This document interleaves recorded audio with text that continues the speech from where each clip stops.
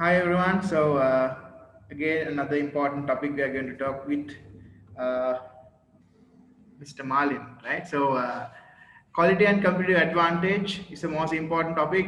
So far we talk about the quality aspects of the business organization. Quality can be derived from different physical appearance, the durability, and added advantages, and the unique features and everything. So today we're going to find out the quality, how it important, how it creates some competitive advantage.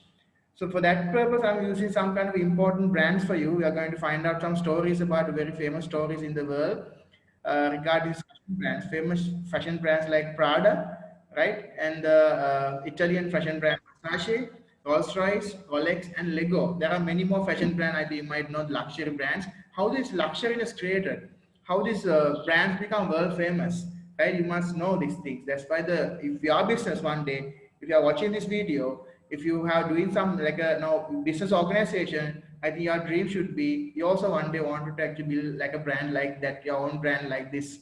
So this video will be help you for one day to actually build your own brand like this, to become more successful and then become more like a unique brand with a unique selling point. Okay, here we define what is a unique selling point. You can see unique selling point. It is a feature of a product that no other similar products have. The feature of product that no other similar products have, and used in advertising and try to persuade people to buy it. So like a kind of the special feature which highlights you. Because of that feature, you can market that point to the market, and then that's a unique selling point of you, if you are a brand, and then because of that, people like to buy that product. So you call simply the abbreviation USP, unique selling point, right? Feature of a product that no other similar products have. So it's a special feature highlights that product and then used in advertising and try to persuade people to buy it. Okay, so business that produce high quality products can get a competitive advantage. Definitely, the organization they have a competitive advantage as a result of that, right? Look at these products. Prada is a literally a luxury brand, fashion brand, housing specializing in leather handbags, travel accessories, shoes, eyewear, and perfumes, right? And also Versace is the Italian fashion company making and selling wide range of clothing and fashion accessories for men and women, right? Rolls-Royce, same, a manufacturer of jet engines, but possibly for for famous for the Rolls-Royce luxury car. And Rolex, famous for its high quality luxury wristwatch. It's all about time, but people spend millions of money for the time, right? Because it's diamond, sometimes embedded with the gems, and sometimes gold plated. So Royce watch, there are some watch collectors also there. Okay, before go with that, we'll talk about the Versace, the fashion story. Versace, what are the important things that you know about Versace? Look at this small video clip. In the world of fashion, they're the Italian royal family. Even their logo, a golden Medusa, is more akin to a family crest dating back centuries. The House of Versace. When you wear it, everyone around you knows it. Gianni Versace began his fashion career in 1972, designing collections for Italian designers like Callahan, Jenny, and Complice. In 1978, he launched the Gianni Versace Company with his brother Santo and sister Donatella, presenting a women's collection in Milan, aptly named Gianni Versace Donna. His designs embrace bold colors, unconventional material, decadence, and rock and roll. Within a decade, the Versace siblings had built a fashion empire worth more than $800 million. Fashion, to me, born and die every day. The world took notice, and celebrities came calling. Gianni was soon designing for the likes of Elton John, Princess Diana, and Madonna. Versace made international headlines in 1994 when Elizabeth Hurley donned what became known as that dress on the red carpet of a London film premiere. Versace also helped usher in the supermodel phenomenon, championing future household names like Cindy Crawford, Naomi Campbell, Claudia Schiffer, Carla Bruni, and Helena Christensen. According to Anna Wintour, Versace was the first to realize the value of celebrity in the front row and the value of the supermodel, and put fashion on an international media platform. The 90s 80s also saw the launch of its signature fragrance, along with a line of furniture and home goods. Versace was the undisputed king of the fashion world when the unthinkable happened. The fashion designer Gianni Versace has been shot dead outside his villa on the Ocean Drive by serial killer Andrew Cunanan. A massive manhunt followed, ending 8 days later when Cunanan committed suicide on a houseboat before a SWAT team could take him into custody. The weight of the Versace empire fell on none other than Gianni's sister and muse, Donatella. She became its creative director, while Santo became the company's CEO. Less than 6 months after Gianni's death, Donatella debuted her first collection in Milan Fashion Week to rave reviews, quickly removing any doubt as to whether she could carry on the legacy of the company. 3 years later, Versace dress once again made headlines worldwide, this time with the palm leaf printed, low-cut chiffon dress Jennifer Lopez wore to the 2000 Grammy Awards. Gianni had his infamous red carpet dress, and now Donatella had her own. Johnny would love me to continue his job, to continue to work, to fight for the Versace brand to be alive, to survive, and to be better and better. All the attention didn't cause her to shy away from the spotlight. Donatella pushed ahead with her own unique style and flair, boldly leading the house into the new millennium. Under her leadership as creative director, Versace remains one of the world's leading names in fashion. In 2017, Donatella paid homage to Gianni in Milan by bringing back the iconic models whose careers he helped launch, a powerful tribute to her brother's enduring legacy. The House of Versace continues to be, as Gianni once described it, half royalty and half rock and roll.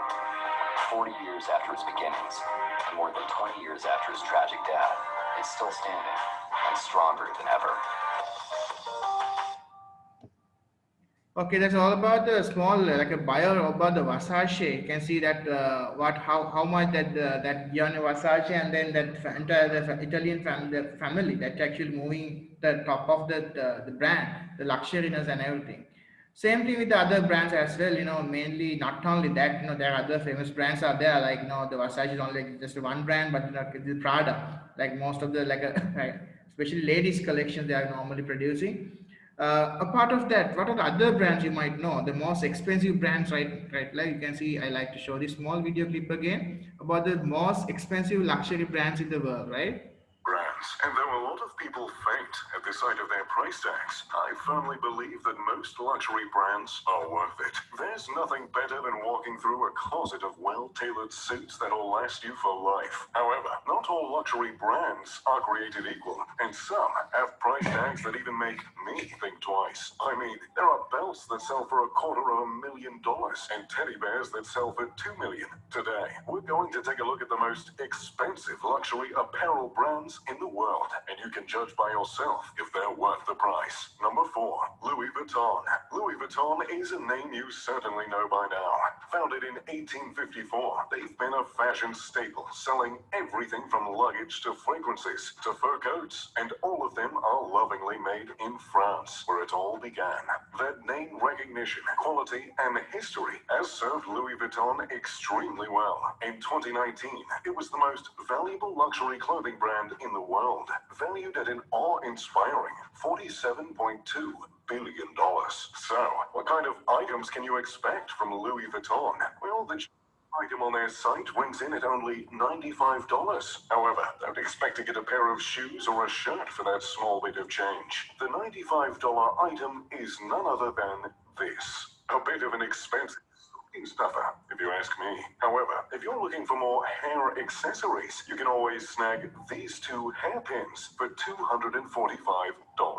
On the other end of the spectrum, Louis Vuitton does offer a bit more than just keeping your hair out of your face. But of course, that comes at a price. The most expensive Louis Vuitton bag ever sold was this heap of trash. No, really. This purse is called the Urban Satchel, and it was made to resemble trash on the sidewalk. Only 24 were made back in 2008, and I've got to say, it matches the fashion standards of 2008 quite well. The purse was sold for an outstanding $150,000 a pop. Of course, there are some other items of Louis Vuitton that go for even higher. A luxury cricket trunk was commissioned by cricketer Michael Clarke for $170,000. Made of the finest leather, the trunk had room for a chessboard, and it equipment. The most expensive Louis Vuitton item of all time, however, doesn't belong to any accessory or clothing item. That distinction belongs to this bear, a one-of-a-kind collaboration between renowned toy maker Steiff and Louis Vuitton. This bear's eyes are made of diamonds and sapphires, and its coat is embossed with real gold. And I thought my closet was fancy. The bear sold for a whopping $2.1 million to a South Korean billionaire who put it on display in a museum. Number 3, Richard Mille. We can't talk about luxury apparel without talking about watches. And I know what you're probably thinking. Obviously, we're going to have a chat about Rolex. However, we're talking about the most expensive luxury brands, and Rolex just doesn't make the cut. Richard Mille, on the other hand, does. It's not as instantly recognizable as Rolex, and it doesn't have quite as much history, but Richard Mille started in 2001 and came onto the scene rather strong. The reason Richard Mille is more expensive than Rolex is its starting price. The cheapest watch you can purchase from Richard Mille is going to cost you $50,000. Even used watches can run you $30,000 to $40,000. But how can a watch cost so much? For starters, the cases of the watches are made from white gold, red gold, or titanium, and it consists of 3 different decks. Each layer is curved, meaning they have to fit together within 1/100th of a millimeter in order to keep dust and water at bay. The base plate and case materials and mechanisms used are the same in aerospace, Formula One cars, and even in yachts, which really drives the price of the watches up. The most expensive watch made by Richard Mille cost an incredible $2 million. The RM5602 Sapphire is a beauty, milled from the blocks of sapphire, as the name would imply. Each case takes 40 days to craft, being worked on 24/7 by machines. If that wasn't enough, 400 additional hours are needed just to finish the watch. Number 2, House of Bijan. I'm rather excited to talk about the runner-up on our list of the most expensive luxury brands. House of Bijan is a name whispered between the wealthy men of the world, and every powerful man on earth, from Barack Obama to Hugh Hefner, has bought a suit there. Its store on Rodeo has the distinction of being ranked as the most expensive store in the world. Visiting is by appointment only, and only one person is allowed in the store at a time. The suits, fragrances, leather jackets, and watches in House of Bijan are custom-made in Turin, Italy, from the finest materials. The cheapest item at the store is a t-shirt that sells for a measly $1,000. If you're looking at the most expensive, well, you better buckle up. Some of the leather jackets sold at House of Bijan come from exotic animal skins, like blue lizard, and can sell for as much as $500,000. Number 1, Gucci. The most expensive luxury apparel brand in the world should come as no surprise. Every 20-something YouTuber likes to flaunt that they wear it, although I must say, I'm much more of a Bijan guy myself. And that so-called brand is Gucci. Founded in 1921, Gucci has been a staple in luxury fashion for years. There's a reason the kids are now saying it's all Gucci. The $250,000 belt I mentioned earlier is the most expensive item ever sold by Gucci. 30-carat diamonds are in each buckle, and the belt itself is made of the finest leather. However, not everything sold by Gucci screams luxury quite as loud as the belt. Gucci has the distinction of being one of the first brands to truly combine street fashion and luxury, and they've continued to do it to this day. Though even their street fashion will cost you a pretty penny. Take, for example, this Gucci sexiness sweatshirt. Though it looks like something you could pick up from a gag store or a thrift store, this sweatshirt alone sells for $1,100. If you're looking to kick it up a notch, their tracksuits will run you around $5,000 a pop. If you don't have $5,000 to toss around, don't worry. You can buy their cheapest item, a single pair of socks, for just under $100. So, there you have it, the most expensive designer brands in the world. Which one of these is your favorite? And which one should I go do a shopping spree at later? Let me know in the comments down below. Thanks for watching. Yeah. If you enjoyed the video, make sure to leave a Yeah, you can see that the another most famous brands in the world. You can see the Gucci and the Louis Vuitton and everything. Right, mainly this actually makes some sense about the this stories actually becomes the unique selling point of the organization. because that the luxury, as you can see, the Gucci, the lowest price is around like a that only like a can pair of socks you can buy for like $100, right? You know, the millions of sometimes some items are going around more than $1 million. You can see like a luxury watch brands like Rolex watch, right? And everything is like that. So mainly it's pretty amazing. That's like a lot of people how they spend like this, and also why they are spending like that.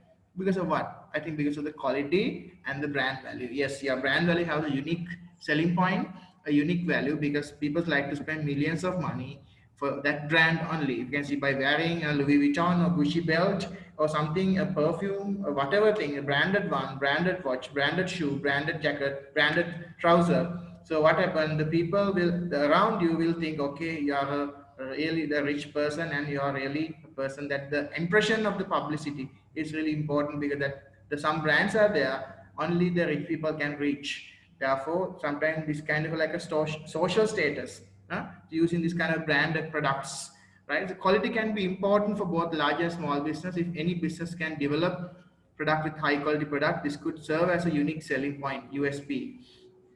And also this will help to give the business the competitive edge, a competitive advantage, guys, in mainly the market, for example. Also, when often prepared to pay higher prices for the quality products, they always like there are some kind of market like high net worth people, and then they are always like to pay high profit margins, because they can increase because of that the high quality product, always then they can sell at a high price. And developing a reputation for quality and gaining a competitive edge in the market may take time. It will take time. Within 1 day, 2 day, you can't do this thing. 1 month, 2 months, it will take years. You can see like some brands like that Versace and everything started in 1970s, and then as a result, that business step by step they gradually evolution and they went to the peak level now. And then the business need to understand how customers view the quality in their market and adapt strategies to meet the or beat customer expectations, right? This might mean that adapting to TQM, sometimes total quality management, make the quality like a culture, right? Buying better quality resources, employing more skilled and experienced staff. Sometimes that might be helpful for you, and also implementing an effective marketing strategy will be helpful for this process, because that's why this entire process and entire concepts are the secret behind this high brand, high quality thing. However, there are some evaluation limitations that I can see effort and cost may be worth it. Effort and cost may be worth it. You can see that organization mainly talking about the quality aspect. It will takes time to build the quality and everything, right? You can see when you just large business or small business, the important quality is really important aspect for all the organizations. Might be small businessman, might be thinking like a small, can be small boutique shop, small restaurant. So that everyone wants to give some kind of a quality service. Then only customers are coming, because if you lose the customers, they will go somewhere else, right? So right, so it's another story I want to go. The last one, you can see the next page was there, the Lego, the story about the Lego story. The Lego also take long time to build that brand. Nowadays will be like a very the luxury as well as expensive, like a toy. It is a system, toy with a system, a global supply of toys made famous by its large plastic building bricks. But if you go to that story, you can find out that the plastic thing was came actually latter part. In the beginning, they actually started with the wooden toys they made, they building with the wooden thing, and then it's a little bit, it's a starting. They're struggling in the beginning. The business was like a volatility is there because the external factors. Then met up with the like natural disasters, fire. But now what happened? They are like a leading and successful business. You can see Legoland and everything, very famous, attractive place in the tourism attractive place is there. Okay, let's move on to some small video clip about the Lego story, and you can find out so much of information about their generations, about the small bio about the Lego story, right? Okay, look at this video. About the Lego story, you can see so many things we can learn out of there. You can see the how the global market, like a toy industry, has evolution from the wooden industry to toy industry. It's actually, you can see the systematic the one, the because the imagination, the creativity of the children was taken out from that. Because it came from accidentally from little some small discussions. Sometimes can be a small ideology coming from the employees and everything. Now a Legoland, a Lego is like a branded and it's a very successful business organization in the world. like that. So their unique selling point is they are the plastic bricks thing. So there are so many building blocks companies are there, but mainly Lego is the number one, right? Okay, look at this small like MCQ questions and everything. So far we talk about this quality lesson. You can see which of the following is a feature of TQM. You know, under A, B, C, D, you can see the TQM is all about feature is quality chain. So A is the answer. You can see easily follow that thing, quality chains. And A, you can see the committed by business to maintain quality throughout the organization. We call a commitment by business to maintain quality throughout the organization. We call it quality assurance, right? Quality assurance, not the quality chain or not the quality control. It's quality assurance, right? And third one, which of the following is a possible at disadvantage of a TQM? Advantage is expensive to implement. The expensiveness of the company to implement that thing, the system will be expensive to implement because of it development. And fourth one, teamwork is an important feature of the following. Teamwork an important feature of TQM, total quality management, right? So that's mainly we are going to officially, you can see we are going to in this small video, you can see today what we learned from this video is mainly talk about the competitive advantage and how unique selling point can earn out of this, right? A unique selling point is a feature of a product that no other similar companies have, and as a result of that they can use this for advertising to try to persuade people to buy it. So we talk about some stories about the Prada, Versace, Rolls-Royce, Rolex and Lego story, how their unique selling point brings them a competitive advantage to become a successful. Okay, okay, from that guys we are winding up our small video today. So thank you very much and see you again. Bye bye. Thank you, sir. Bye, sir. Thank you, sir.